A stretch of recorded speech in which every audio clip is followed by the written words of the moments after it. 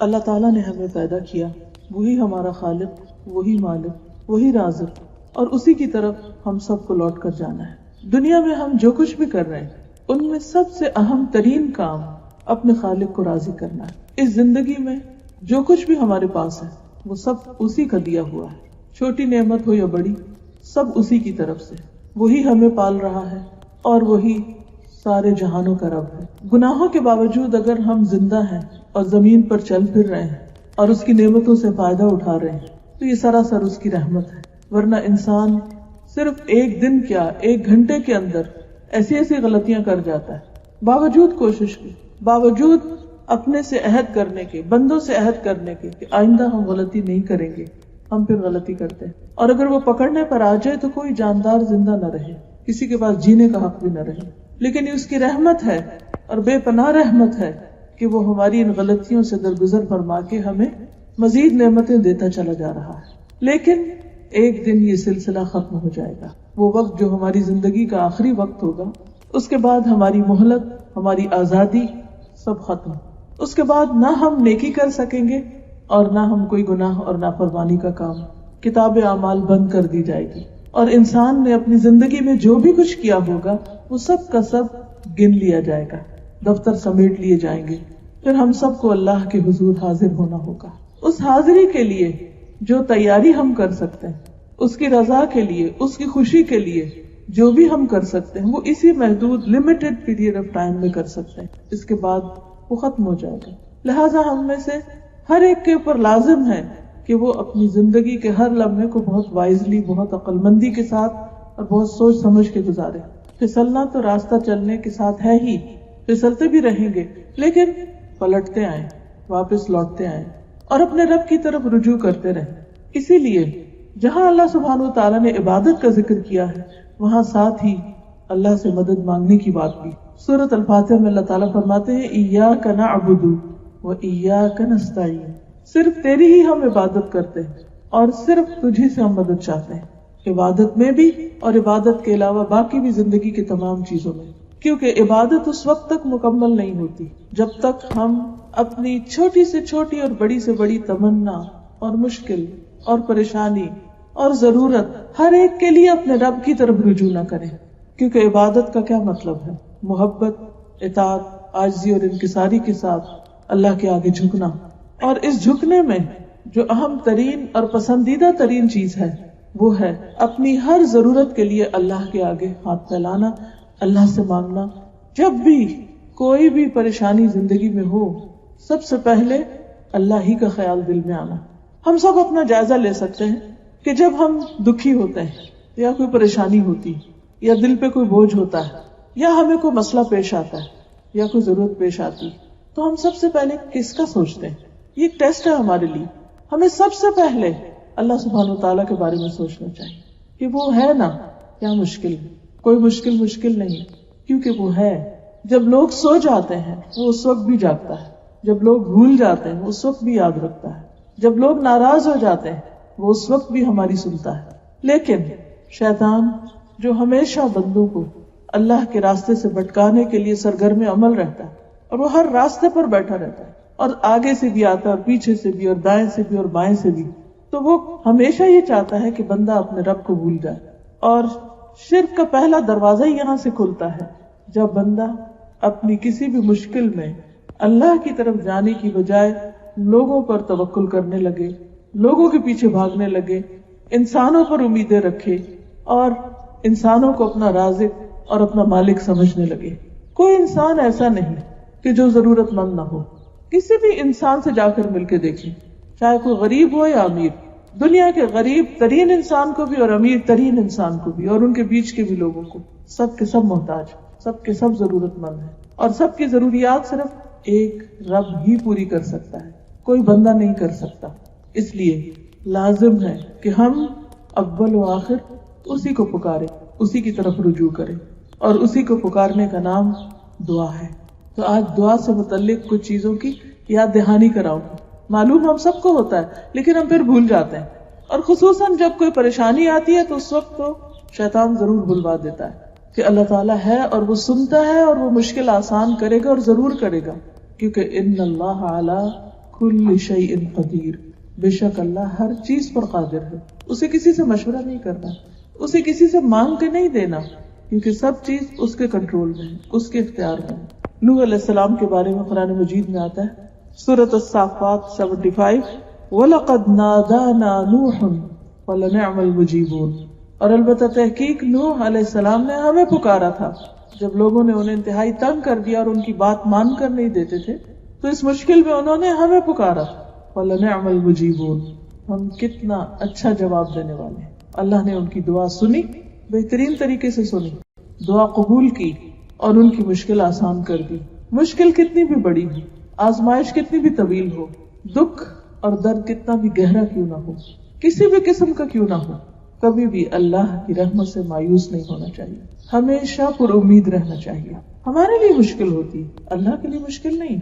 इंसानों के खजाने खत्म हो जाते हैं, अल्लाह के खत्म नहीं होते। और फिर हमारी अकल जवाब दे जाती कि किसी मसले का हल क्या करें, कैसे करें, लेकिन उसके इल्म की कोई इंतहा नहीं। इसलिए हमेशा हर हाल में, हर मौके पर, छोटी जरूरत में और बड़ी जरूरत में उसी को पुकारते रहना चाहिए। वज़्कुर रब्बक फी नफ्सिक, बंदों को पुकारने के लिए तो ऊंची आवाज में बोलना पड़ता है, चीखना चिल्लाना पड़ता है, लेकिन उसको दिल दिल में तदर्रुअन व खीफतन, आजिज़ी और जारी के साथ, गिड़गिड़ा के, चुपके चुपके, वदूनल जहरी मिनल कौल, और आहिस्ता आहिस्ता ज़ेरे लब बातें करते करते, बिलगुदुव्वि वल आसाल, सुबह और शाम, वला तकुन मिनल गाफिलीन, और गाफिलीन में से न होना। आप कहीं भी बैठे हैं, मसलन किसी मजलिस में बैठे हैं, और आपको एक ध्यान में आता है कि मेरा फलां काम रहता है, फलां मुश्किल है, अचानक आपको कोई ख्याल सताने लगता है। रात को आप सो रहे हैं, अचानक आंख खुल जाती और आपको किसी चीज के बारे में सख्त परेशानी होने लगती। अब कोई ऐसा नहीं जिसके साथ आप शेयर करें, सब सो रहे हैं, हर तरफ खामोशी है, कोई सुनने वाला नहीं, कोई आपके दिल का हाल नहीं जानता। बाज़ वक़्त आप किसी को अपने दिल का हाल बताने लगते हैं, वो आपको ऐसी बात करेगा कि आप सोचेंगे कि इसको बताए भी क्यों, यानी खुद ही शर्मिंदा हो जाएंगे। कोई नहीं जानता कि हमारे अंदर की तकलीफ कितनी है, कोई पैमाना है ही नहीं उसको जज करने का, उसको नापने का। हमारा ब्लड प्रेशर जानने के लिए तो आलात मौजूद हैं, शुगर चेक करने के लिए भी हैं, बुखार हो गया उसको भी जान सकते हैं, लेकिन अंदर किसी के दुख और दर्द और जख्म कितने हैं, कोई पैमाना नहीं, कोई नहीं जान सकता सिवाय उसे एक अल्लाह के। बाज बातें ऐसी होती हैं कि जो आप किसी के साथ शेयर भी नहीं कर सकते। कुछ तो होता है इंसान अपने बहन भाई के साथ, दोस्त के साथ, रिश्तेदारों के साथ, करीबी लोगों के साथ, खैरखाहों के साथ शेयर करता है, उनसे मशवरा मांगता है, उनसे मदद मांगता है। बाजुकत लोग मदद करते हैं, लेकिन एक हद तक जाकर उसके बाद वो बेबस होते हैं, क्योंकि उनके हाथ में कुछ भी नहीं। उन सब चीजों का मालिक सिर्फ एक अल्लाह, इसलिए उसी की तरफ रुजू करना चाहिए। क्योंकि जब उसके सामने आप अपनी जरूरत रखते हैं तो आपको शर्मिंदा नहीं करता। बंदों के सामने आप जरूरत रखते हैं, बंदे आपसे भागने लगेंगे, आंखें बंद कर लेंगे, या एहसान जताएंगे, या कभी शर्मिंदा कर देंगे, और कभी दिल खोल के मदद भी करेंगे, तो आप एक बोझ महसूस करेंगे, आप एहसान तले भी आ जाएंगे। और बाज़-औक़ात हो सकता है कि आप उनसे कुछ शेयर करें, वो आगे किसी और को बता दें, वो आपका पर्दा ही ना रखें, लेकिन अल्लाह सुब्हानहू तआला आपका पर्दा रखते हैं। कुछ बीमारियां ऐसी होती हैं इंसान को, कुछ रोग ऐसे होते हैं, कुछ दिल के वसवसे ऐसे होते हैं कि इंसान उनको जुबान पर भी नहीं लाना चाहता। अय्यूब अलैहिस्सलाम के ऊपर जब तकलीफ आई तो शैतान ने उनको तरह तरह के वसवसे डाले, अन्नी मस्सनी अश-शैतानु बिनुस्ब व अदाब, कि उसने थका दिया, उसने तरह तरह के वसवसे डाले। बाज बीमारियां जिस्मानी नहीं होती, कल्बी भी नहीं होती, लेकिन वो ज़हनी होती हैं कि इंसान कुछ चीजों के बारे में कंफ्यूज होता है, सॉर्ट आउट नहीं कर सकता, उसको किसी चीज के बारे में रहनुमाई, हिदायत चाहिए होती है, गाइडलाइन चाहिए होती है, अच्छा मशवरा चाहिए होता है। फिर बाज़-औक़ात इंसान जिनके ऊपर एतमाद भी करता है वो धोखा दे जाते हैं। बाज लोग इस पर नाराज होते हैं कि उनके बहन भाइयों ने उनको चीट कर लिया, उनको गलत मशवरा दिया, क्योंकि भाइयों के बीच में भी जेलसीज होती हैं, जैसे हाबील और काबिल के बीच में थी, जैसे यूसुफ अलैहिस्सलाम के भाइयों के बीच में थी। ये खून के रिश्ते हैं, वहां भी जेलसीज हैं। इंसान कमजोर है, इंसानों के अंदर बाजू का जेलसीज होती। आप उनसे एतमाद करके मशवरा मांग रहे, वो आपको बिल्कुल उल्टी बात बता रहे जिसमें आपके लिए और मुसीबत है, आपको पता ही नहीं कि आप धोखा खा रहे हैं। ऐसे में इंसान सोचता है कि कहाँ जाए, जिसका अल्लाह पर ईमान नहीं होता, जिसको अल्लाह पर एतमाद नहीं, यकीन नहीं, वो यकीनन उस वक्त پریشان ہوگا، وہ حوصلہ ہار جائے گا، وہ مایوس ہو جائے گا. لیکن جن کا اللہ پر ایمان ہوگا، جو واقعی اللہ کے بندے ہوں گے، وہ کبھی بھی مایوس نہیں ہوں گے. وہ چپ کے دل میں، لوگوں کے بیچ میں، کہیں بھی بیٹھے ہوئے، سوتے ہوئے، سو کے جاگتے ہوئے، کسی بھی حال میں اپنے رب کو پکار سکتے ہیں، کیونکہ رب دور نہیں، وہ تو ہماری شہرت سے بھی زیادہ قریب ہے، اس کو تو ہر چیز کا علم ہے. وَنَعْلَمُ مَا تُوَسْوِسُ بِهِ نَفْسُهُ، ہم تو یہ بھی جانتے ہیں کہ اس کے دل میں خیال کیا اٹھتے ہیں. ان اللہ یحول بین المرء وقلبہ، خود انسان کو اپنا وہ پتہ نہیں جو اللہ جانتا ہے اس کے بارے میں. اس لیے ہر حال میں اسی کو پکارتے رہنا چاہیے. قل من ینجیکم من ظلمات البر والبحر تدعونہ تضرعا وخفیہ، آپ کہیے کہ وہ کون ہے جو تم کو خشکی اور دریا کے اندھیروں سے نجات دیتا ہے. یعنی جب کشتیاں ڈوبنے لگتی ہیں تم اس کو پکارتے ہو گڑ گڑا کر اور چپ کے کہ اگر تو ہم کو ان سے نجات دے تو ہم ضرور شکر کرنے والوں میں سے ہو جائیں گے. کیونکہ اس وقت انسان پھر اللہ سے عہد بھی باندھتا ہے کہ ہم اطاعت گزار ہوں گے. پھر ہم دیکھتے ہیں کہ تمام پیغمبروں نے اللہ رب العزت ہی کو پکارا جب بھی ان پر کوئی مشکل آئی، اور اللہ تعالیٰ نے سب انسانوں کے لیے دروازہ کھلا رکھا ہے. فرمایا وَإِذَا سَأَلَكَ عِبَادِي عَنِّي فَإِنِّي قَرِيبٌ أُجِيبُ دَعْوَةَ الدَّاعِ إِذَا دَعَانِ، جب میرے بندے آپ سے میرے بارے میں پوچھے کہ ہمارا رب کہاں ہے، وہ سنتا ہے یا نہیں، وہ مشکل حل کر سکتا ہے یا نہیں، تو ان کو بتا دیجئے کہ میں اس سے بہت ہی قریب ہوں. جب بھی کوئی پکارنے والا مجھے پکارتا ہے تو میں اس کی پکار سنتا ہوں. لہذا جب آپ دعا کریں تو اس وقت یہ یاد رکھیں کہ میری یہ دعا اس وقت میرا رب سن رہا، وہ سن رہا ہے. کبھی غم کے مارے منہ سے بھی الفاظ نہیں نکلتے تو اس وقت سوچا کریں کہ اس وقت میرا رب میرے دل کا حال جانتا ہے، وہ میری پریشانی سے، میرے دکھ سے واقف ہے، جبکہ اور کوئی اندازہ نہیں کر سکتا کہ میں کس حال میں ہوں. کیونکہ جتنا زیادہ اس بات کا یقین ہوگا کہ رب سنتا ہے، اتنا زیادہ آپ کا دعا میں دل لگے گا، اتنا شوق سے آپ دعا کریں گے، اور جتنے شوق سے آپ دعا کریں گے اور جتنی توجہ سے آپ دعا کریں گے اتنی ہی زیادہ وہ قبولیت کا درجہ پائے گی. اور پھر اللہ تعالیٰ صرف سنتے نہیں، اجیب دعوت الداع، میں جواب دیتا. گویا دعا کے وقت آپ اپنے رب سے بات کر رہے ہو اور وہ آپ کو جواب دے رہا ہو. وہ دعا قبول کرتا ہے، کبھی فوراً، کبھی دیر سے، کبھی اس کے بدلے اس سے بہتر عطا کر کے جس کا انسان کو اندازہ بھی نہیں ہوتا، اور کبھی آخرت کے لیے جمع کر کے. لیکن دعا رد نہیں ہوتی. یہ نہیں ہوتا کہ آپ مانگ رہے ہیں اور آپ کہتے ہیں قبول نہیں ہوئی، کچھ فائدہ نہیں ہوا، ابھی اور کیا مانگنی، اور کیا، کوئی فائدہ نہیں. ایسا کبھی بھی نہیں سوچے کہ فائدہ نہیں، ہر حال میں فائدہ ہے. اس لیے مانگتے رہیے، کیونکہ جو نہیں مانگتا اللہ تعالیٰ اس سے ناراض ہوتا ہے. من لم يسأل اللہ یغضب علیہ، کیونکہ نہ مانگنا تکبر کی علامت. دعا دراصل عبادت کا بھی اعلیٰ ترین حصہ ہے، کیونکہ انسان اللہ کے آگے جھکتا ہے اور اس سے مزید قریب ہوتا ہے.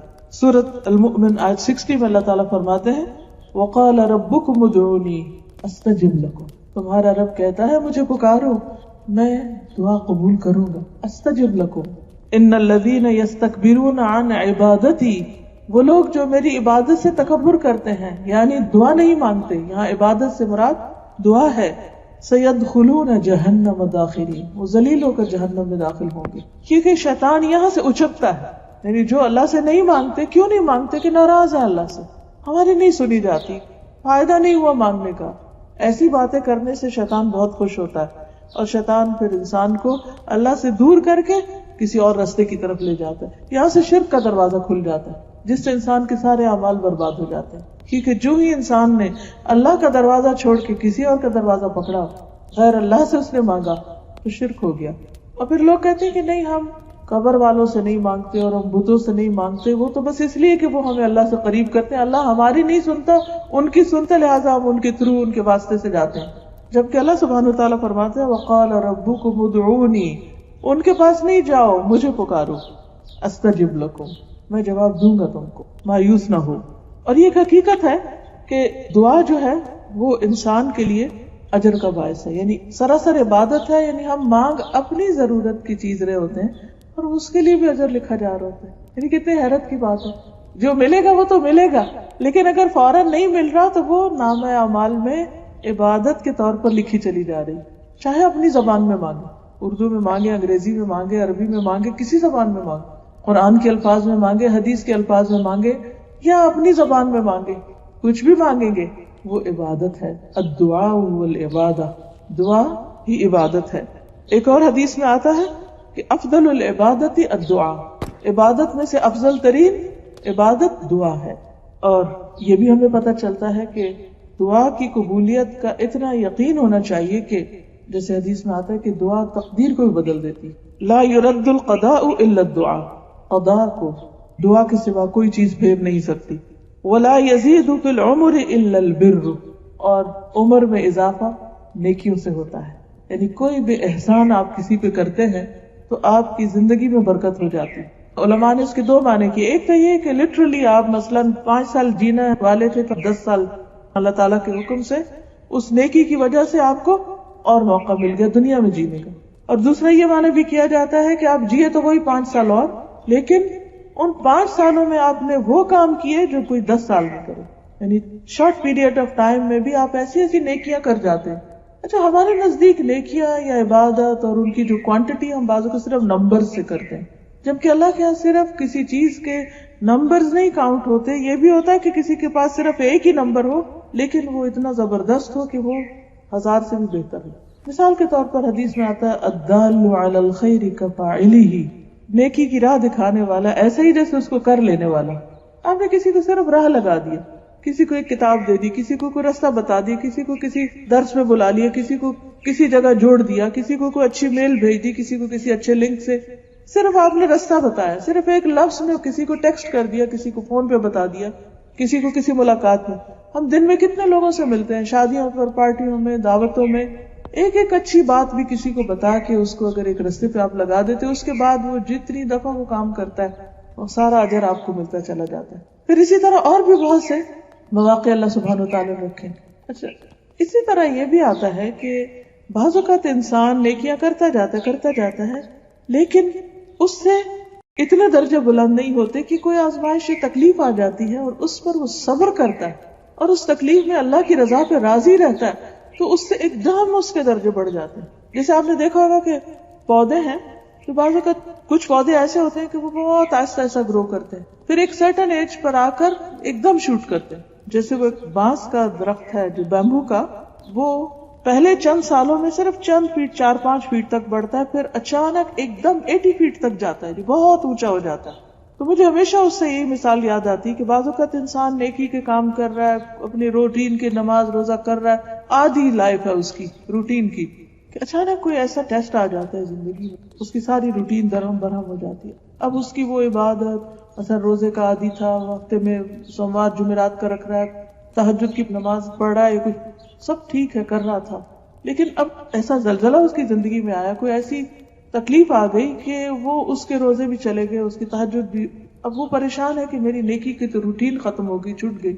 لیکن اس کو نہیں یہ معلوم ہوتا یا اس کو خیال نہیں آتا کہ اس تکلیف سے جو اس نے صبر کیا اور اللہ کی رضا پہ راضی رہا اور اپنی زبان سے کوئی غلط کلمہ نہیں نکالا، وہی بیمبو کے درخت کی مثال کی طرح وہ ایک دم درجے میں وہاں گیا، پلس وہ جو بیماری سے پہلے یا تکلیف سے پہلے وہ نیکیاں کر رہا تھا ان کا اجر بھی لکھا گیا کیونکہ وہ ان کو روٹین میں کرتا تھا.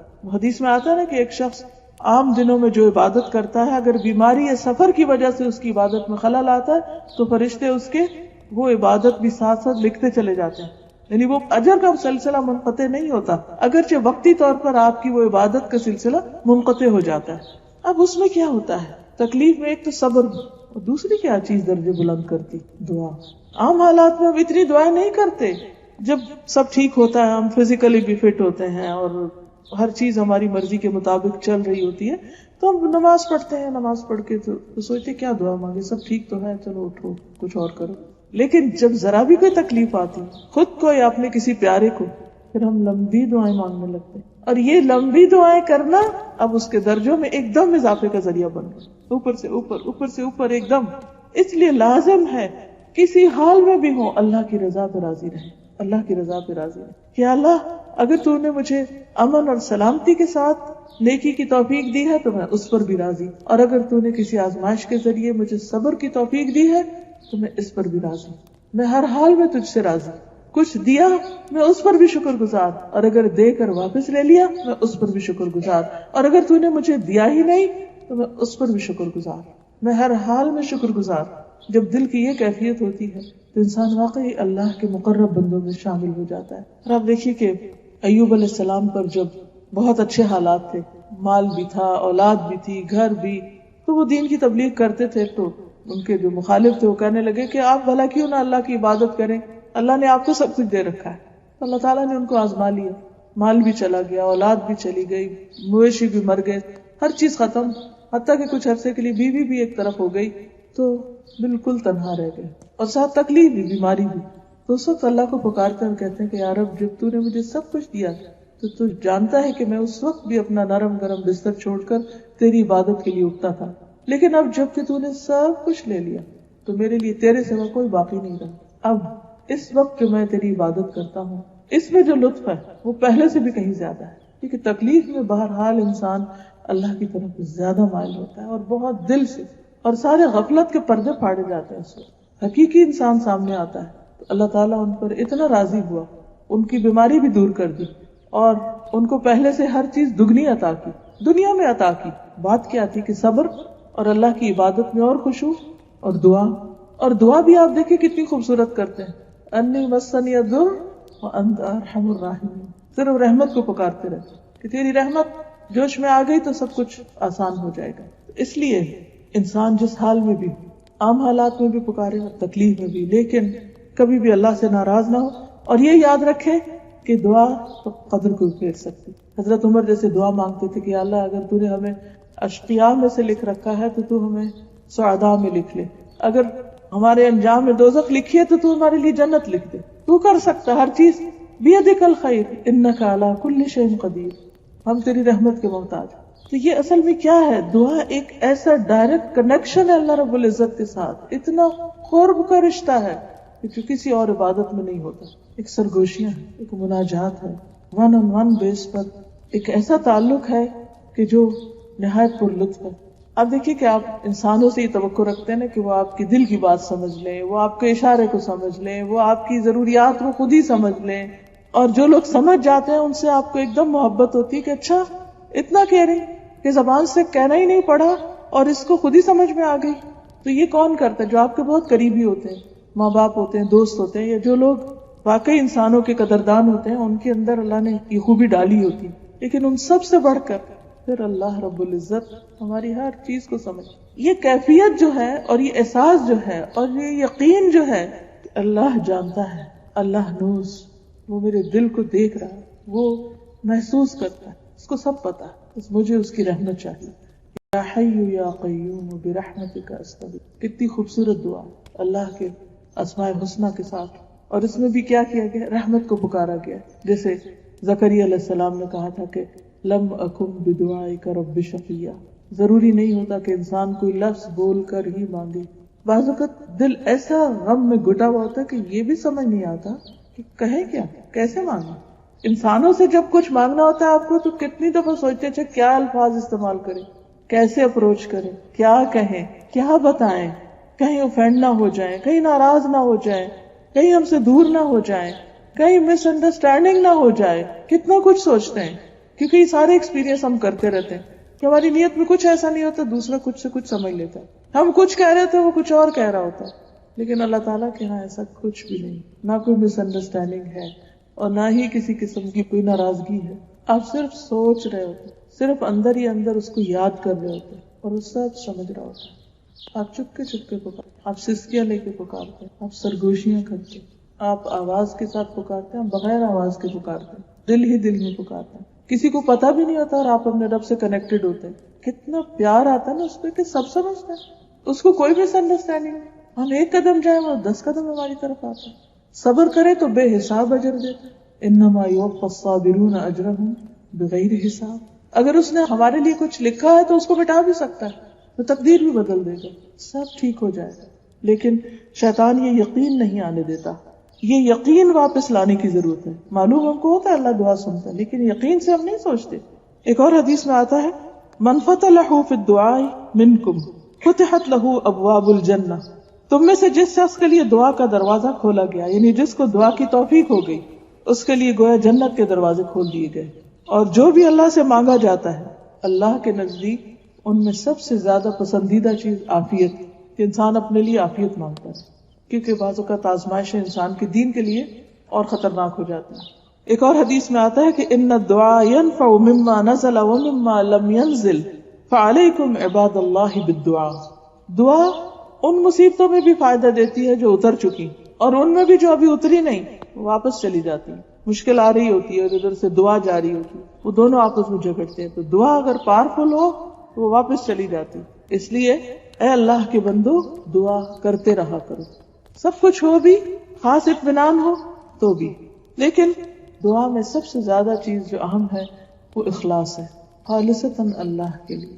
وَادْعُوهُ مُخْلِصِينَ لَهُ الدِّينَ، اسے پکارو دین کو اسی کے لیے خالص کرتے ہوئے. یعنی اگر چاہتے ہو کہ عبادت قبول ہو، دعا قبول ہو، تو ریاکاری سے پاک ہو، اور جو کچھ بھی کرو اسی کی رضا کے لیے کرو.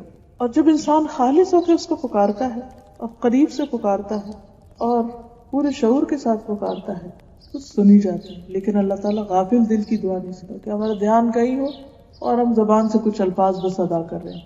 بعض اوقات ہم قرآنی یا مسنون دعائیں پڑھتے ہیں تو ان کو بس ایک تلاوت کی طرح پڑھ لیتے ہیں، ایک راگ کی طرح پڑھ لیتے ہیں، لیکن اس کے اندر روح نہیں ہوتی. تو یہ بہت اہم چیز ہے کہ انسان اللہ سے قریب ہو کے مانگے، خالص ہو کے مانگے، قبولیت کے یقین کے ساتھ مانگے. اور یہ نہیں کہنا چاہیے کہ اللہ اگر تو چاہے تو قبول کر لے، نہیں چاہے نہ کرے، چاہے تو یہ دے دے چاہے تو وہ دے دے. نہیں، اللہ تعالیٰ ہمیں چوائس دیتا ہے، کیا پسند ہے تم کو، جو پسند ہے وہ مانگو، کیونکہ اللہ کے یہاں کسی چیز کی کمی نہیں. تو بہترین سے بہترین مانگو، وہ دے گا. سنن ترمذی کی روایت ہے ادعوا اللہ وانتم موقنون بالاجابہ، اللہ سے مانگو اجابت یعنی قبولیت کا یقین رکھتے ہوئے. جیسے کسی کے بارے میں آتا نا کہ جب وہ صلاۃ الاستسقاء کے لیے نکلے تو چھتری لے کے نکلے، تو نے کہا کہ چھتری کس لیے؟ کہا کہ اللہ سے دعا کرنے جا رہے ہیں، بارش ضرور ہوگی تو امبریلا ساتھ ہے. آخر ہمیں یہ یقین کیوں نہیں آتا کہ وہ کر سکتا ہے، اس کے لیے کچھ بھی مشکل نہیں، اس کو تو کن کہنا ہے اور بادلوں کو حکم دینا ادھر چلے جاؤ اور وہ ہو جائے گا. پھر اسی طرح حدیث میں آتا ہے جب تم میں سے کوئی دعا کرے تو اسے چاہیے کہ پکے یقین کے ساتھ دعا کرے، اور اس طرح ہرگز نہ کہے کہ اے اللہ اگر تو چاہتا ہے تو مجھے عطا کر دے. بات دراصل یہ کہ اللہ کی ذات کو کوئی مجبور کرنے والا نہیں ہے. پھر اسی طرح خشوع و خضوع، دعا کے وقت رو کر مانگا جائے تو وہ اللہ کو اور بھی زیادہ پسند ہے. اگر رونا نہ آ رہا ہو تو رونے کی کوشش کی جائے، مسکین ہو کر، عاجز ہو کر، کیونکہ ایک بندگی کی علامت ہے. حدیث میں آتا ہے کہ نبی صلی اللہ علیہ وسلم نے ابراہیم علیہ السلام کے متعلق اللہ تعالیٰ کے قول کہ انہوں نے کہا تھا کہ رب انہن اضللن کثیرا من الناس فمن تبعنی فانہ منی، اور عیسیٰ علیہ السلام کے قول ان تعذبہم فانہم عبادک وان تغفر لہم فانک انت العزیز الحکیم. جب یہ تلاوت کی تو اپنے دونوں ہاتھ اٹھا کر دعا فرمانے لگی، اے اللہ میری امت میری امت، اور یہ کہتے ہوئے رو دیے. ابراہیم علیہ السلام نے کیا کہا تھا کہ جو میری پیروی کرے وہ مجھ سے ہے، اور عیسیٰ علیہ السلام نے کہا کہ اگر تو ان کو عذاب دے تو تیرے بندے ہیں، معاف کر دے تو تیرے بندے ہیں. لیکن حضور صلی اللہ علیہ وسلم نے کیا دعا کی کہ یا رب میری امت میری امت. یہ نہیں کہا کہ جو میری پیروی کرے صرف اس کو بخش دے، بلکہ کیا کہا کہ تو سب کو بخش. تو اللہ تعالیٰ نے حالانکہ وہ سب کچھ جانتا ہے، جبریل علیہ السلام سے کہا کہ محمد صلی اللہ علیہ وسلم کے پاس جائیے اور ان سے رونے کا سبب دریافت کیجیے. حالانکہ اللہ تعالیٰ کو خود پتا کہ نبی صلی اللہ علیہ وسلم کیوں روئے، لیکن پھر فرشتے کو بھیجا کہ پوچھو.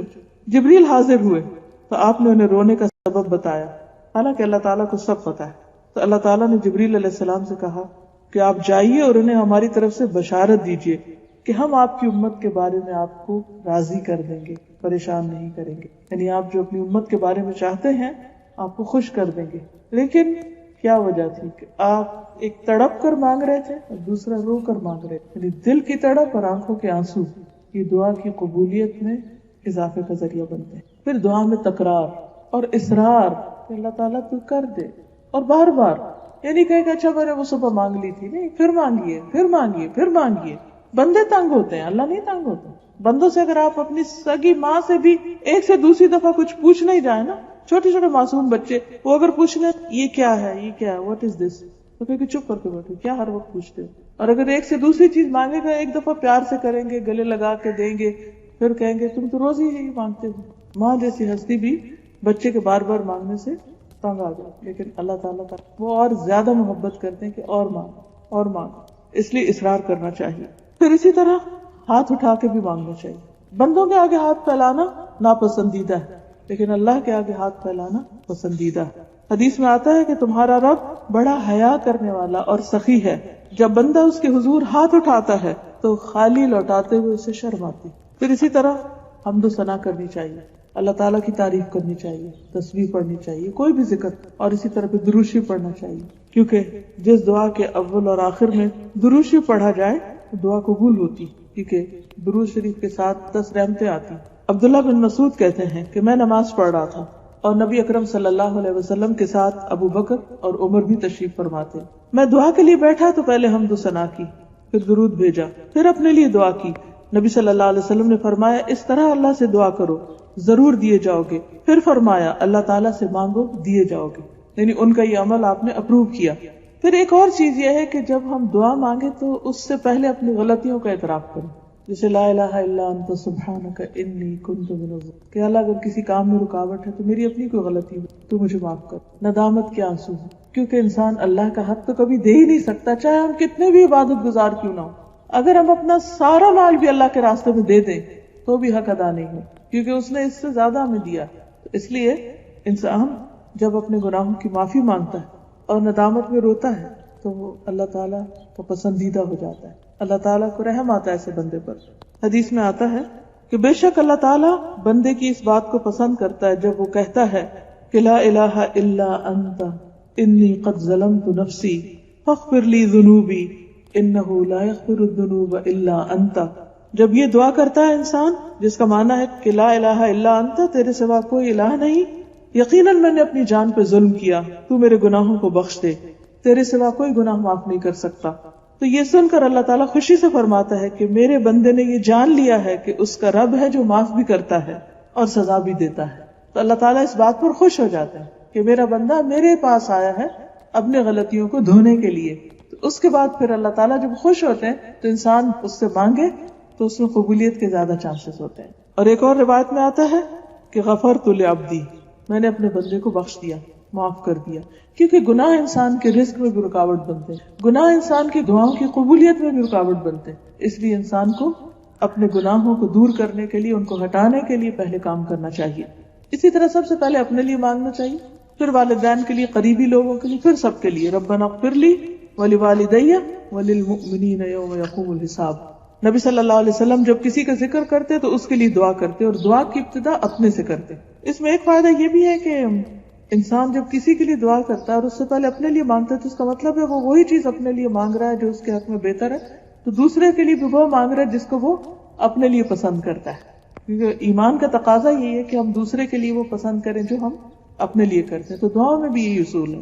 پھر یہ ہے کہ ضروری نہیں کہ بہت لمبی دعا کی جائے، ٹھیک ہے کبھی کبھی انسان لمبی بھی کر سکتا ہے، لیکن اگر دعا میں چند مختصر الفاظ بھی ہوں مگر کوالٹی اس کی اچھی تو وہ زیادہ بہتر ہے. جیسے لا الہ الا انت سبحانک انی کنت، اور ساتھ انسان روئے اور اللہ کو پکار کے اٹھ جائے، اتنا بھی کافی ہے. کیونکہ بعض اوقات ہم سمجھتے ہیں کہ ابھی وقت نہیں، پھر ٹھہر کے دعا کریں گے، جب سب کام ہو جائیں گے، بائی دا ٹائم ہم تھک چکے ہوتے ہیں، پھر ہمت ہی نہیں رہتی، کوالٹی نہیں ہوتی. جب دل میں آئے، بس آپ کچن میں کام کر رہے ہیں، کھڑے ہیں، آپ کو کوئی سوچ آتی، کوئی خیال آتے، کوئی پریشانی کی لہر آتی، ویٹ نہ کریں گے اچھا زور کی نماز پڑھیں گے تو پھر دعا مانگیں گے، ادھر ہی کھڑے ہو کے رو کے اللہ سے مانگیں. بعض اوقات انسان کے پاس شارٹیسٹ ٹائم ہوتا ہے. یونس علیہ السلام نے مچھلی کے پیٹ میں کتنا مانگا، معلوم نہیں اس وقت ان کا حال کیا ہوگا، سانس بھی آ رہا ہوگا کہ نہیں، اتنے اندھیرے میں اور ایسی بند جگہ کے اوپر. لیکن اس وقت انہوں نے چھوٹے سے الفاظ میں اللہ تعالیٰ کو پکارا اور اللہ نے ان کی اتنی بڑی پریشانی دور کری. پھر وہ اتنے اندھیروں میں چلے گئے تھے، باہر نکل آئے. انبلیویبل. اگر قرآن میں یہ نہ لکھا ہو تو وہ یقین ہی نہ آئے. لیکن وہ 1,00,000 دفعہ انہوں نے نہیں پڑھا. تو ضروری نہیں کہ ہم بہت لمبی دیر تک کریں تو ہی سنی جائے گی. ٹھیک ہے جتنی چاہیں آپ لمبی کریں، اس میں بھی کوئی پابندی نہیں، مگر چھوٹی سے چھوٹی دعا بھی جامع دعا ہو. پھر اسی طرح اللہ سبحانہ وتعالیٰ کے ناموں کے ساتھ دعا کیجیے. وَلِلَّهِ الْأَسْمَاءُ الْحُسْنَى فَادْعُوهُ بِهَا. تو بعض دعاؤں میں تو آلریڈی اللہ کے نام موجود ہیں، لیکن اگر آپ کسی بھی خاص نام کے ساتھ اللہ کو پکارنا چاہیں جو آپ کا محبوب نام ہو، جس نام کے ساتھ آپ اللہ کی محبت محسوس کریں. ہم عام طور پر یا اللہ، یا رب یہ تو کہتے ہیں، یا ربنا تو کہتے ہیں، یا اللہم کہتے ہیں، لیکن یا حی یا قیوم، یا کوئی بھی اور نام، وَلِلَّهِ الْأَسْمَاءُ الْحُسْنَى، اس میں صرف چند ناموں کی بات نہیں، فَادْعُوهُ بِهَا، کہ جس کے ساتھ چاہیں اللہ کو پکاریں. پھر اسی طرح یہ ہے کہ قبلہ رخ ہوئے بغیر بھی دعا کر سکتے ہیں، لیکن اگر قبلہ رخ ہو جائے تو اور بھی اچھا ہے. پھر اسی طرح وضو کے بغیر بھی دعا کر سکتے ہیں، لیکن وضو کے ساتھ ہو تو اور بھی اچھا ہے، یہ مستحب کی بات ہے. پھر ایک اور چیز یہ ہے کہ انسان کا کھانا پینا حلال کا ہو. حرام کھانے کے ساتھ دعاؤں کی قبولیت میں رکاوٹ آتی. سفر میں دعائیں قبول ہوتی ہیں، لیکن جس کا کھانا پینا اوڑھنا حرام کا ہو اس کی دعا قبول نہیں ہوتی. پھر جلد بازی نہ ہو، مایوسی نہ ہو، تسنع نہ ہو دعا میں، ایسی لفاظی نہ ہو کہ کوئی پوئم کی شکل میں آپ پڑھ رہے ہیں یا گا گا کے یا ایک راگ کی طرح، وہ چیز نہ ہو. سب سے بہتر یہ کہ اخلاص ہو اور خشوع ہو. پھر کوشش کریں کہ کسی کے لیے بد دعا نہ ہو، چاہے وہ کوئی کتنا ہی تنگ کرے، کیونکہ ہو سکتا ہے کہ کوئی شخص بد دعا کرے کسی کے لیے اور اس کو پہنچنے کی بجائے وہ اسی پہ پلٹ آئے جس نے بد دعا کی. کیونکہ ہر انسان کی حقیقت تو اللہ ہی کو پتا ہے. ایک شخص بظاہر ہماری نظر میں بہت خراب ہو سکتا ہے، ہمیں نہیں معلوم اس کا اللہ سے کیا تعلق ہے، وہ چھپ کر کون سی نیکیاں کر رہا ہے جو ہمیں معلوم ہی نہیں. ہم تو لوگوں کی صرف ظاہریت کو جانتے ہیں، تو اس لیے ججمنٹل نہیں ہونا چاہیے، سرفیس ویلیو پہ لوگوں کے ساتھ معاملہ کرنا چاہیے. تو اس صورت میں انسان جب تک کوئی کفر کی حالت پر مرے نہیں تو بد دعا نہیں کرنی چاہیے یا لعن طعن نہیں کرنی چاہیے، کیونکہ لعنت بھی پھر پلٹ آتی ہے لعنت کرنے والے پر. پھر قبولیت کے کچھ خاص اوقات جو ہیں، جیسے رات کا آخری حصہ ہے، سحری کا وقت، وَبِالْأَسْحَارِ هُمْ يَسْتَغْفِرُونَ. ایک حدیث میں آتا ہے کہ اس وقت اللہ سبحانہ وتعالیٰ رات کے آخری تہائی حصے میں آسمان دنیا پر اترتے ہیں اور فرماتے ہیں کہ کون ہے جو مجھ سے مانگے تو میں اس کی دعا قبول کروں. خود اللہ تعالیٰ پکارتے ہیں بندوں کو، کون ہے جو مجھ سے مانگتا ہے تو میں اس کو دوں، کون ہے جو مجھ سے گناہوں کی معافی چاہتا ہے تو میں اس کو بخش دوں. یعنی خاص طور پر اس وقت بخشش کا وقت ہوتا ہے. نبی صلی اللہ علیہ وسلم نے فرمایا رات کے آخری حصے میں رب اپنے بندے کے بہت قریب ہوتا ہے، لہٰذا اگر اس وقت اللہ کو یاد کرنے والوں کی صف میں شامل ہو سکو تو ہو جاؤ. یعنی زمین پر اور جہاں جہاں جو لوگ پکار رہے ہوتے ہیں تم بھی ان میں شامل ہو جاؤ. پھر رمضان میں روزے کی حالت میں دعا قبول ہوتی. حدیث میں آتا ہے کہ اللہ تعالیٰ ہر دن رات میں لوگوں کو جہنم سے آزاد کرتے ہیں رمضان میں، اور ہر دن رات میں ہر مسلمان کے لیے ایک دعا ایسی ہے جسے قبولیت سے نوازا جاتا ہے. یہ رمضان کے مہینے کا خاص تحفہ. پھر لیلۃ القدر کی دعا، عرفہ کے دن جو حاجی ہوتے ہیں ان کی دعا، آذان اور اقامت کے بیچ کی دعا. بہت سے لوگ اس وقت سے غافل ہوتے ہیں، اس وقت کی دعا رد نہیں کی جاتی، یعنی آذان کا جواب دے کر دعائیں کرنا حتیٰ کہ اقامت ہو جائے. پھر سجدے میں انسان سب سے زیادہ قریب ہوتا ہے. پھر فرض نماز کے بعد کی دعا، جمعہ کے دن خاص گھڑی کی دعا، کفار سے جنگ کرتے وقت کی دعا. پھر مصیبت کے وقت کی دعا، انا للہ و انا الیہ راجعون، اللہم اجرنی فی مصیبتی واخلف لی خیرا منہا. یعنی دکھی انسان کے دل سے جو دعا اٹھتی ہے وہ بھی قبولیت کا درجہ پاتی. زمزم پیتے وقت کی دعا، بارش کے اترتے وقت دعا، قرآن مجید پڑھنے کے بعد کی دعا، مرغ کی آواز سننے پر. ایک دن کسی سے ملاقات ہوئی تو وہ کافی برہم تھی کہ وہ ان کے ہمسائے جو ہیں وہ انہوں نے مرغی رکھے ہوئے اور وہ بہت شور مچاتے ہیں دن. اب ایک ہم اس پہ پریشان رہ سکتے اور دوسرا ہم خوش ہو سکتے ہیں کہ اس وقت دعا قبول ہوتی ہے. تو جب مرغا بولے سب فوراً دعا شروع، وہ ہمیں سمجھے کہ ریمائنڈر دے رہا ہے، تو پریشانی کی بجائے انسان خوش ہونے لگے. سچویشن وہی ہے لیکن ایٹیٹیوڈ بدل جائے گا ہمارا کہ وہ ریمائنڈر. یہ صحیح بخاری کی روایت ہے، جب تم مرغ کے بولنے کی آواز سنو تو اللہ تعالیٰ سے اس کے فضل کا سوال کرو کیونکہ وہ اس وقت فرشتہ دیکھتا ہے، اور جب تم گدھے کے ہینگنے کی آواز سنو تو اللہ تعالیٰ کی پناہ مانگو کیونکہ وہ شیطان دیکھتا ہے. دونوں سچویشن. پھر اسی طرح مریض کی جب آپ عیادت کریں تو اس وقت 70,000 فرشتے انسان کے لیے دعا کرتے ہیں. ہم بعض اوقات لوگوں سے کہتے رہتے ہیں آپ ہمارے لیے دعا کریں، دعاؤں میں یاد رکھیں، لیکن کچھ کام ایسے ہیں کہ اگر آپ وہ کریں تو اللہ تعالیٰ آپ کے لیے فرشتے مقرر کر دے گا جو آپ کے لیے دعائیں کریں گے. جس دن آپ پریشان ہوں، دکھی ہوں، تو کسی مریض کی عیادت کے لیے چلے جائیں.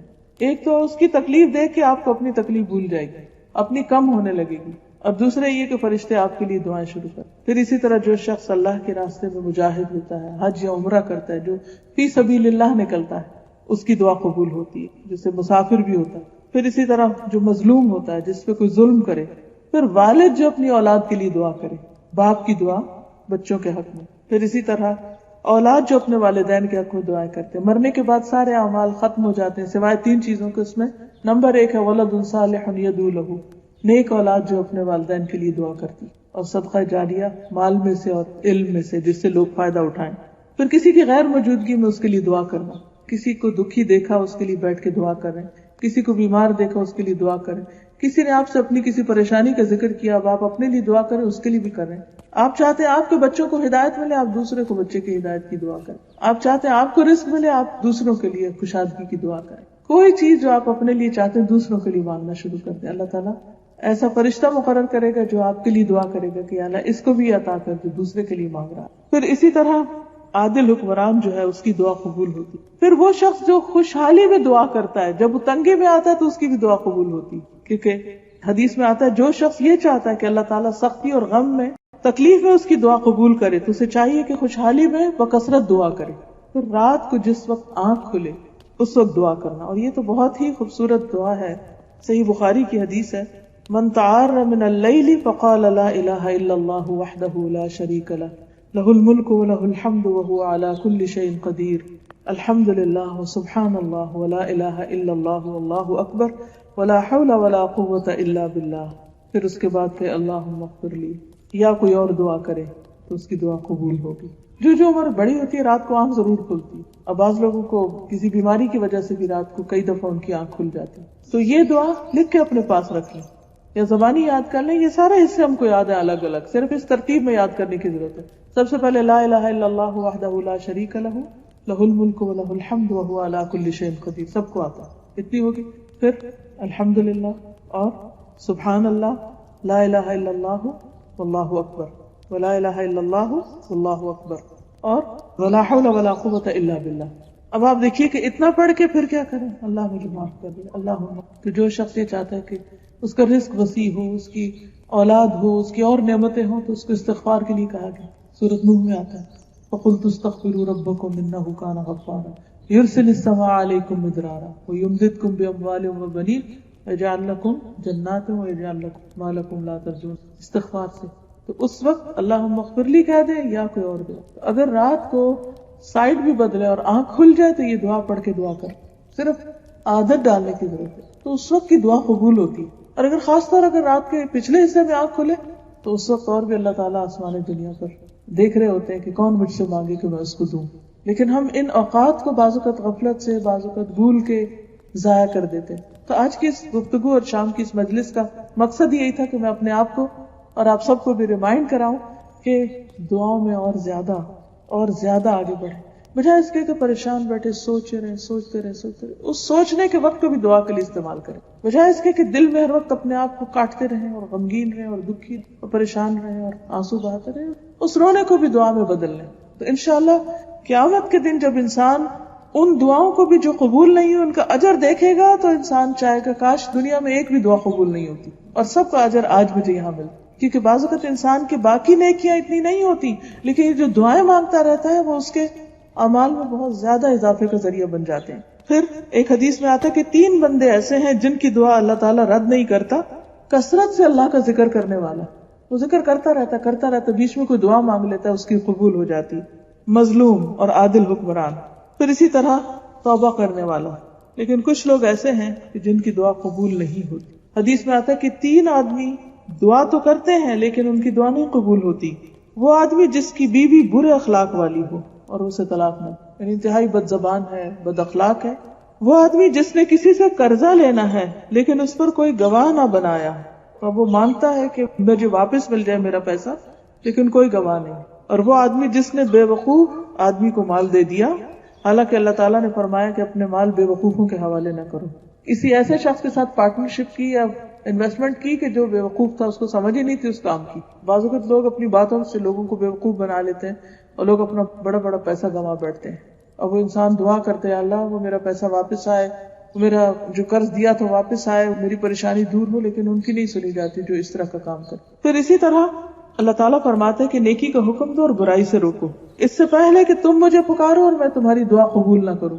کیونکہ امر بالمعروف اور نہی عن المنکر اگر نہیں کرو گے تو بھی دعاؤں کی قبولیت میں رکاوٹ ہوگی. اور تم مجھ سے سوال کرو اور میں تمہیں کچھ عطا نہ کروں، اور تم مجھ سے مدد مانگو اور میں تمہاری مدد نہ کروں. تو اجتماعی حیثیت میں اکٹھے جو امت کی حالت ہے، بعض اوقات ہم سوچتے ہیں نا اتنی حرم میں بھی دعائیں ہوتی ہیں، ہر جگہ ہوتی ہیں، کیوں نہیں قبول ہوتی؟